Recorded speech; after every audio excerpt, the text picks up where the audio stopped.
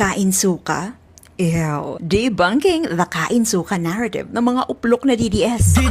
Utak luga. Hello mga bisdak, hello Pilipinas. So, sinuka daw kasi ni Sara at ng mga DDS si BBM. DDS tanga-tanga. Really?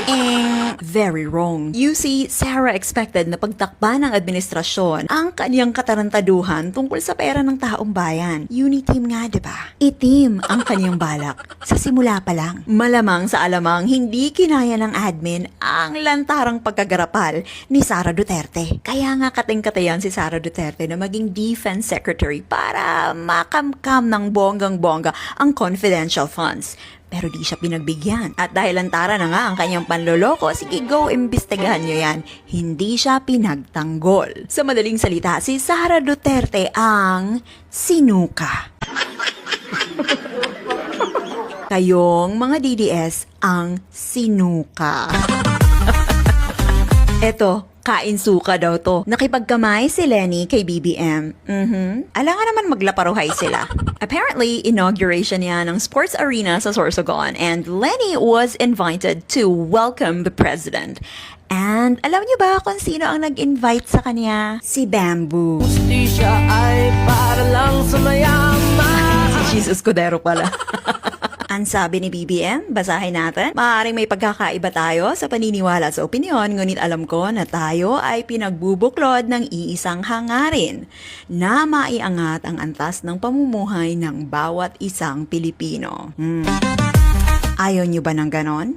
Oo nga pala, ayaw ng mga DDS ng ganyan kasi wala naman talaga kayong pakialam sa taong bayan. Ang gusto nyo lang, maiupo si Sara, panindigan ng kampihan, at ipagpatuloy ang bangayan maski magkagidlay na ang mga tao. Nung makipag-cooperate si Kiko Pangilinan with the President para isulong ang agrikultura, kapakanan ng mga magsasaka, at pagkain na makakarating sa taong bayan, si Risa Hontiveros para isulong ang anti-political dynasty bill, Bam Aquino para sa edukasyon ng mga kabataan. Did they necessarily give up their morals?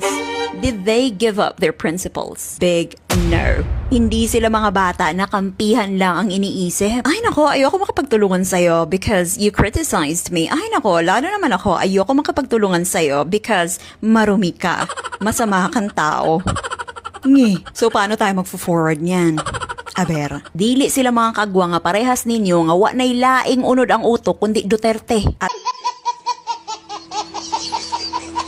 ang loyalty ay tanging kay Duterte lang, imbis na sa Pilipinas. Setting aside one's pride for the sake of the Filipino people is not giving up on your moral principles.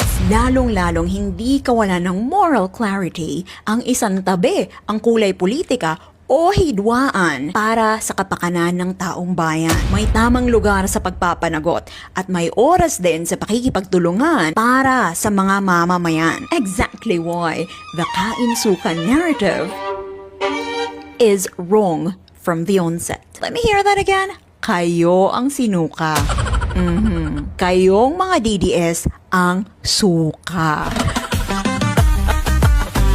The worst part is, nobody else is even eating your shit. Hoy! Mga tubol, kayo-kayo lang din ang kumakain ng sarili niyong... Yes, kamuray ni kaon sa inyong kaugalingong suka. Let that sink in. Mwah! Mabuhay ang mga lider na nagtutulungan para sa taong bayan. Mabuhay ang Pilipinas. The People's Republic of China for committing to donate the 1.5 billion peso. Trending sa mga dilis ang Bukana Bridge. Legacy daw ng kanilang tatay Diggs.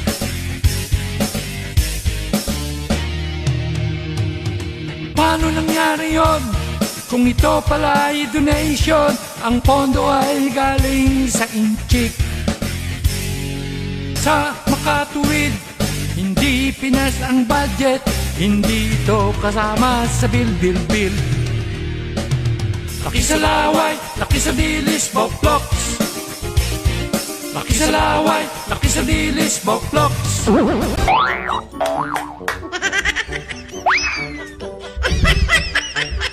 Unang-una, ito tahasang ko itong sinasabi.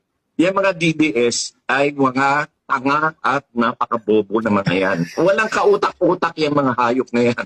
Kaya at saka pangalawa, kahit kailanman hindi magiging presidente si Sara. Alam ng mga tao na si Sara ay boba, tanga, tamad, at talagang walang kalaman-laman ng utak.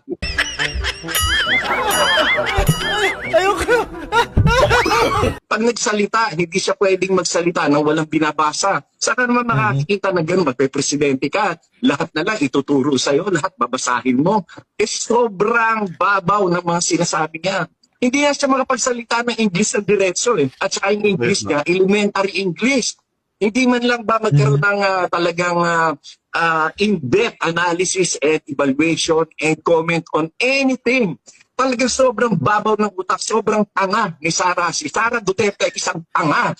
Ang mga Duterte supporter ay mga tanga, mga bobo, stupido, gago, tanga.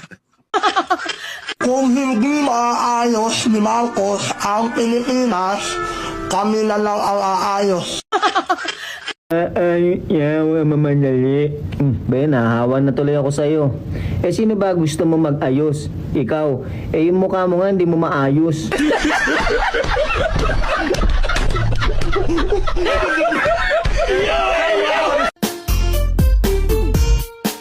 Si Auntie Claire ay kinasuhan ni Au-Au ng libel case. Nagbubunyi at nagdiriwang na ang mga dilis. Di pa tumakbo ang kaso pero siguradong talo si Au-Au pagkat ang abogado ay si Tupacio.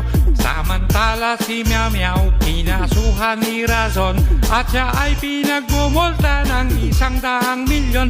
Ang puting at ang tuta paebal talaga sila ang the best sabi ng mga dilis na tanga. Marcos Jr., putang ina mo, buwaba ka na. Isama mo, yung asawa mo nga di. Banateros, grupo T-Vloggers, nga puros dundong. At dakano man, ti podcast, datros mati agbuya. Takal kanot bagida, at damit ulo daawamet nagyan na. Kinudagmel damet amin aglalastog lang iti amuda. Itagalog kon tapno maawatanda. Tang ng mga banateros na sa payroll yan para mag-fake news. Ano daw?